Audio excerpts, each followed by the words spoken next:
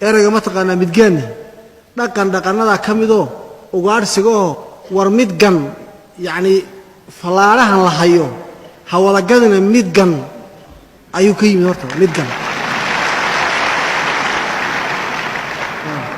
midgan علشان hal يعني hal xabarid weey horta erayga midgaan kala sheeyo ilaa xabado haysta xabadaha soo maxay waa falaadhidi wareero midgan oo ku dhufo ma taqaanaa bahasha weey midgan horta midgaan halkaas ka timid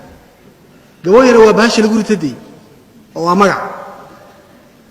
dhaqaniin horta waa asaas weeyaan oo magacaas midgan bal dib u raadiyo taariikhda xagee ka timid ma taqaanaa erayga midgaan xawgiin waa midgan weey xagaaskii tumaan xawgiin waa tun oo shaqayso oo maaldi inta tunto kadib lacag hel ama tunka ku qaado ama tunka inta ku qaado waxal weey saas ma taqaanaa keen marka arrimaha noocaasa iyadana in laga wada hadlo waa muhiim oo dooda ma taqaanaa la galiyo laakiin oo la isweydiiyay taa marka waxay noqonaysaa in arinta shakhsi laga dhigo oo loo bedelin beelda iyo qabiil loo bedelin oo qofku hadduu xun yahay shakhsinimadiisa loo diiday wareebalow nin xun baa tahay isaga shakhsiga ku ekaato hadduu hanti haysto shaqaysto oo nin fiican yahay nin fiican ha noqdo hadduu xun yahayna isagoo shakhsiya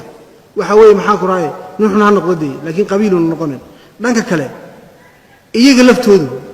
way khaldameen way seeseen iyaga laftooda problem baan anu iyaga laftooda waxaan leeyahay war been baa leedin ka sheegaya beenta inta run moodeen baad iska seesana wax barto oo waxa weeye maxaa ku raayay haloo baahdo oo waxa weeye mataqaanaa farsamadiisii waxbarashadiisii doctor aan noqdaan oo engineer aan noqdaan oo waxa weeye maxaa ku raayay iyaga haloo baahdo kuwa dibadda joogiyo gudaha jooga waxaan leeyahay beesha gabooyay idinku isku kalsoonaada beel Soomaaliyeed ka fiican ma jirto